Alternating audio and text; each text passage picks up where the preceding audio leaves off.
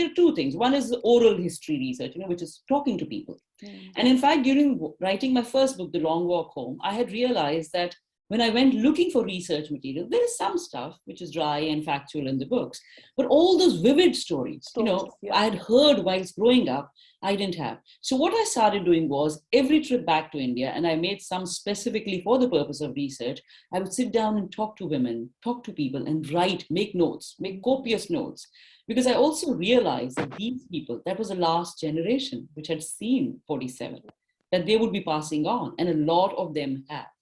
And then the research into 1984, the pogrom which had happened in Delhi, which was again very challenging because, again, most people are not aware, but there is Operation Blue Star, you mean, right? Yes, Blue Star. When Blue Star happened, and then what we call in India 1984 riots. I refuse to call them riots because riots assume two things.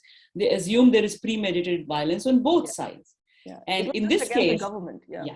This was purely violence committed on the Sikhs who lived in Delhi. And most people don't know, but in Delhi, there exists in East Delhi, in Vikaspuri, a colony called Widows Colony. And in this colony are housed women and children of all the men and all the families which were massacred, killed, and looted during 1984. Now, those children are obviously grown up. And a lot of them are women because any boy above the age of 8, 9 was massacred. So these are stories we don't talk about. Nobody knows that.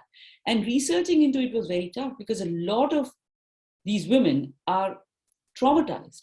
And when you speak to trauma victims, the first response is, why do you even want to bring it up? Nobody's going to help me. I have buried it away. So that is one part of the research, which is the oral part. And then there is, of course, just, going to libraries, going through the archives, dipping into material, reading, making notes. And I have to say, I am very, very thankful that all the places I lived in, and I started with Singapore, which has a national library, then Hong Kong Public Library, and now in New York, the New York Public Library, excellent library networks, and really committed to supporting writers and researchers. For instance, in New York during the pandemic, I was stuck at home. Lahore was written, but I was writing my next book, and I had still to write Hyderabad and still to write Kashmir, and so I spoke with the New York Public Library, and they are so wonderful. They started a new program for people like me who were researching and writing and coming to the library on a regular basis, and they enrolled us in that, and then the books we would ask for would be delivered home. So they were sent home to me. And also, the New York Public Library is connected to the library networks at some of the Ivy League universities, so Princeton, Yale, Columbia. So I can actually ask for books which may not be in the NYPL archive, but they can get it from there. I was given access to digital files as well. So it was extraordinary. And I really needed it because a lot of times, the books that I'm seeking, there will be like one copy, somewhere. And I remember once I was, so before the pandemic, I wanted to read a particular book. It's by a guy called Conrad Corfield, who basically was heading the princely states administration from the British before partition. So he was very, very, very hostile to the idea of the princely states getting integrated into India. He was like, there should be a Princestan. They should decide what they want to do. They should decide whether they want to be independent or make a little confederation or join Pakistan. He was of that view. But anyway, I wanted to get his insight, and I requested for that book. And it was a book there's just one copy available. And I went to the public library in New York. There's a special research room where you go. So the package was brought out to me. So there's a big box. You open it, and then but then it's covered with all this parchment, lined linen paper, so that no, those dust or flies and all can get into it. There were 3 layers, and then the book came out. So it's like 180 pages long. And it was published sometime in 1948 or something.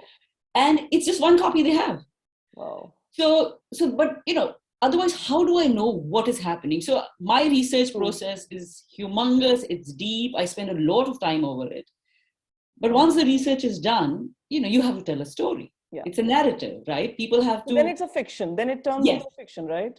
But what I converted them into some fictional guys, or you have kept them like really, are they real characters, or have you fictionalized aspects of, let's say, Jawaharlal Nehru and Sardar Patel and the families of the migrants? Have you like fictionalized them to? So what I use is an approach called critical fabulation, and it's developed by an American writer called Saidiya Hartman. And what really means is that the skeleton of your narrative has to be absolutely bound in research and hard facts. Factual. But then you have to put the flesh on it. So in terms of the Delhi thread, what I'm doing is I am bringing those leaders whom otherwise we just see, on portraits on hanging on our walls, or we will see them in a statue. I'm making them flesh and blood characters.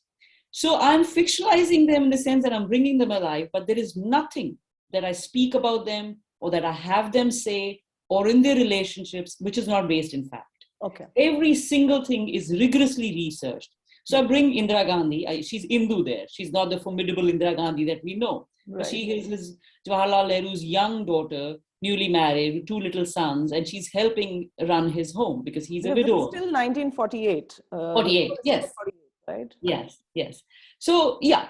And the Aam Aadmi in Aurat in Lahore, this is again based on a lot of research, oral interviews. But what I've done is I have taken, let's say, characteristics of 2-3 people and put them in one person, because there I have that liberty, because I'm not saying this is person X who lived in Lahore at this time. They are entirely out of my imagination. Correct. But what I'm saying is it's all based on actual things that happen, actual events that happen. So my attempt with this book is that young people, or even older people who pick it up, should say, oh, I can get to know the history of India. I can get to know that period by reading this book.